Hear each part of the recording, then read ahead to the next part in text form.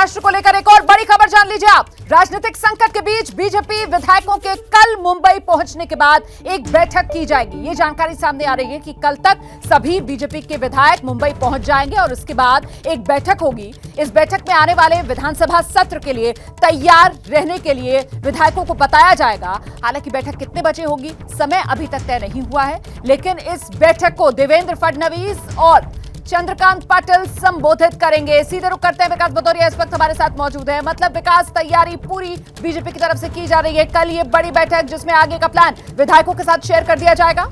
जी हाँ, बिल्कुल। देखिए, ये बड़ी बैठक होगी। अभी इसका वक्त नहीं मुकर्रर हुआ है, लेकिन मैं आपको बता दूं कि 10-10 विधायकों पर एक विधायक को जिम्मेदारी सौंपी गई है उसकी व्यवस्था की। और इन सबसे पहले इन जो 11 प्रमुख बनाए गए हैं, विधायकों के प्रमुख बनाए गए हैं, उनकी बैठक होगी चंद्रकांत दादा पाटिल और देवेंद्र फडणवीस के साथ। और उसके बाद अगली बैठक कब होगी, इस बैठक में तय किया जाएगा। लेकिन अभी सभी विधायकों को मुंबई या मुंबई के आसपास रहने के लिए कह दिया गया है। उनको इतनी दूर रहने को मुंबई से कहा गया है, या मुंबई में रहने को, कि अगले वो 10 से 12 घंटों के भीतर बीजेपी के कॉल के बाद वो मुंबई पहुंच जाएं। तो सबसे पहले जो विधायकों के प्रमुख बनाए गए हैं उनकी बैठक लेंगे चंद्रकांत दादा पाटिल और देवेंद्र फडणवीस, और उसके बाद सभी विधायकों की बैठक होगी। माना यह जा रहा है कि कल देर रात को ये बैठक हो सकती है, और उस समय तक हो सकता है कि शिंदे गुट राज्यपाल के पास अपना समर्थन वापसी का औपचारिक पत्र भेज दे।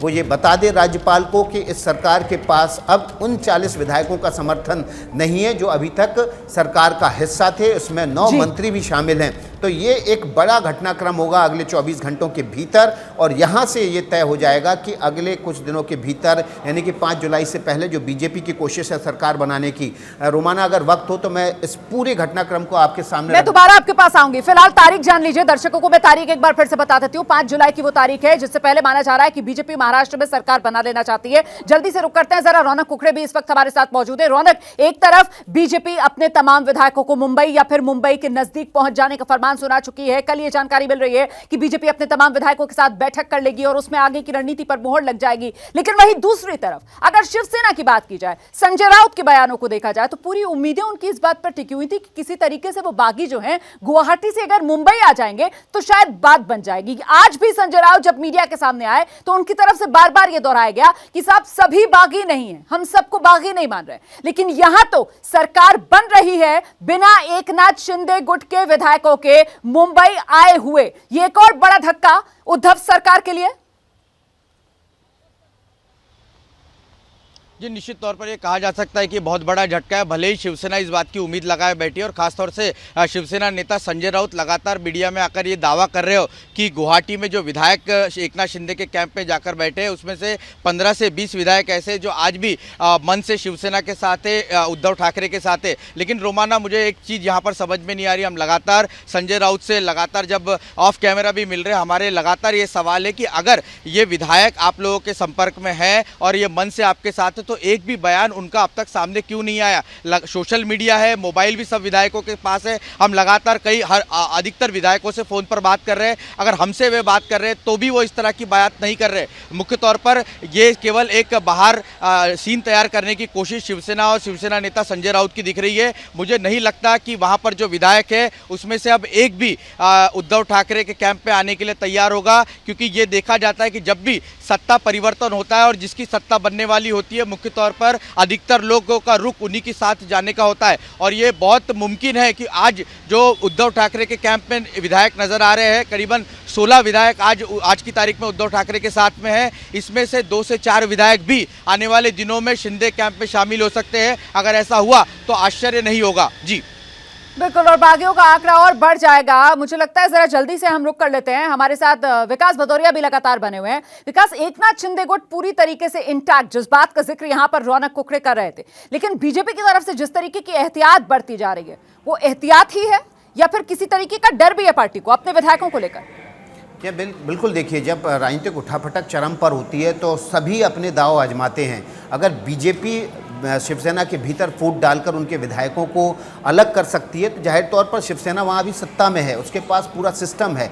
और ऐसी सूरत में बीजेपी के भी कुछ कमज़ोर कड़ियाँ होंगी जिनको वो तोड़ सकते हैं या जिनको अपनी तरफ मिला सकते हैं। हालांकि इस समय बीजेपी बहुत मजबूत स्थिति में है, लेकिन उसके बावजूद तमाम जो बीजेपी के बड़े नेता हैं वो एहतियात पूरी बरत रहे हैं कि किसी भी सूरत में कहीं कुछ ऐसा ना घट जाए जो बीजेपी की इस जीत की राह पर या इस सत्ता की राह पर कोई रोड़ा बन के खड़ा हो जाए और उसको शर्मिंदगी का सामना करना पड़े। जाहिर सी बात है, और इसीलिए एहतियात बरती जा रही है। और हमने आपको बताया किस तरह से हर 10 विधायक पर एक विधायक प्रमुख बना दिया गया है जो इन विधायकों की व्यवस्था का और इनकी जिम्मेदारी और लेगा। कुछ डिटेल्स भी मिल रही है क्या विकास भदौरिया? ये तमाम 106 बीजेपी के विधायक हैं।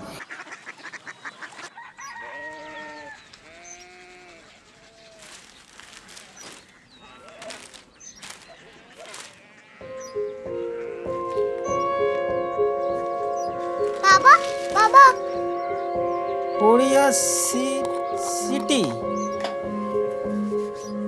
जानी ना।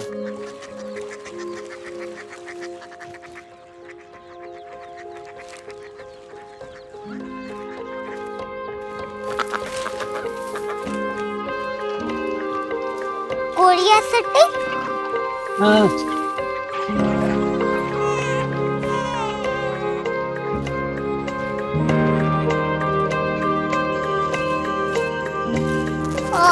कोरिया सिटी कहाँ पे है?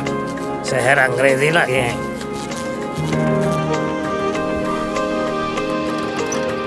कोरिया सिटी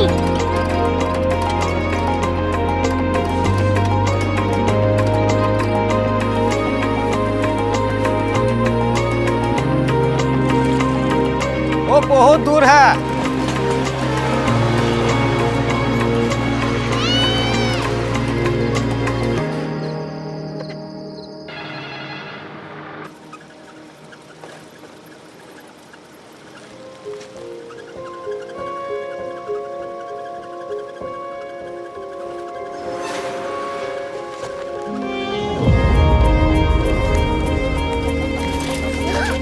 कोरिया सिटी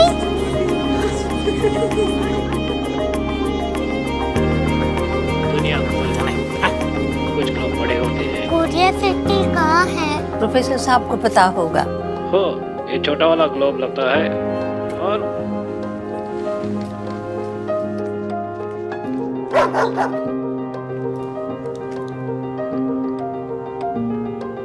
पता नहीं, मेरी बेटी से जाके मिल लो, शायद उसे मालूम हो।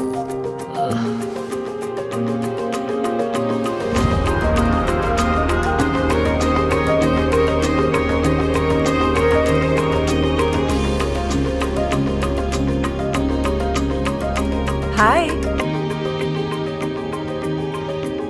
बाबा ने भेजा है। Come here. Korea city Korea city नहीं, क्यूरियोसिटी। वो क्या? That's what brought you here. जो तुम्हें यहाँ तक ले आया। क्यूरियोसिटी